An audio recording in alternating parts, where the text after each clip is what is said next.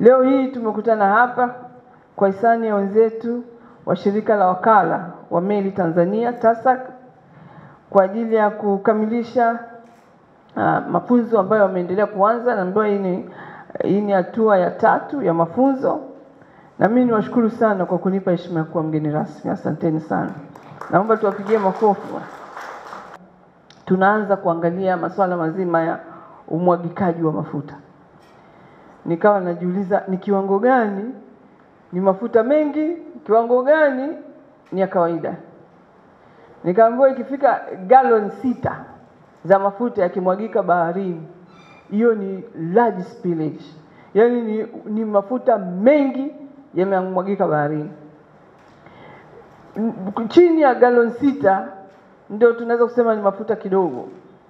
Kwa hivyo uone galoni 6 ni mafuta mengi ambayo yanatosha kuharibu ekolojia ya bahari, kuua viumbe hai vilivyoko baharini, lakini kudisturb uhalisia na nature nzima ya bahari. Kuna ndugu zetu wa Beach Management Unit, mafuta yakishamwagika, masuala mazima ya fuko zile tayari tumeshaya disturb. Lakini sio hivyo tu, hayo mafuta yatakapoingia kule, sio tu pweza na ngisi na samaki watapata madhara, lakini hata sisi ambao tunategemea samaki na mazao ya baharini tutapata hasara.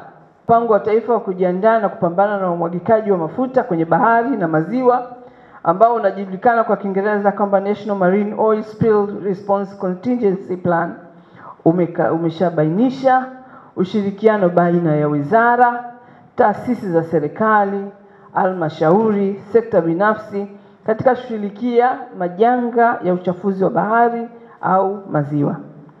Pwani yetu hupitisha meli nyingi za mafuta, na baadhi yake huingia moja kwa moja katika bandari zetu. Hivyo ni muhimu sana kuhakikisha kuwa tunaendelea kufanya mazoezi ya mara kwa mara na kuwa tayari kukabiliana na dharura ya aina yoyote. Tunapaswa pia kutambua kwamba umwagikaji wa mafuta katika bahari kama ambavyo nimeeleza na maziwa unaweza kuathiri moja kwa moja vyanzo vya riski za wananchi wetu. Tunao wenye viti hapa wavuvi. Comrade. Nikitokea changamoto, hao ndugu zetu ndio tutakuwa tayari tumeshawakata mikono. Sababu kuvua tena samaki itakuwa shida, na hivyo sekta ya uvuvi, lakini hata sekta ya utalii, tuna fuko zetu hapa tunategemea sasa tuanze kutumia katika masuala mazima ya utalii, ambapo tunaendelea kuimarisha sekta hii na yenyewe itaathirika. Lakini usafirishaji, biashara zinazotegemea bahari na maziwa, zote vinaathirika na hatimaye kuathiri uchumi wa mtu mmoja mmoja, lakini taifa kwa ujumla. Kwa hivyo ndio maana nasema nawapongeza TASAC. Mafunzo haya ni ya muhimu sana, na jinsi ambavyo mmeyachukulia kwa uzito huu, mimi nawapongeza sana, na sisi kama mkoa tutaendelea kuchukulia uzito huu. Lakini na wadau wote hapa waliokuja, ni dhahiri tosha wanajua kwamba hili ni jambo kubwa, jambo nyeti kwa mustakabali wa nchi yetu.